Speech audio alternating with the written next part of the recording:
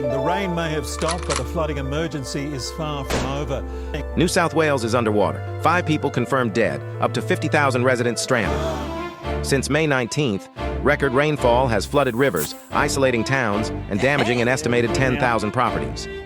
Emergency crews have carried out over 768 rescues, even a medical drone first used to aid stranded farmers.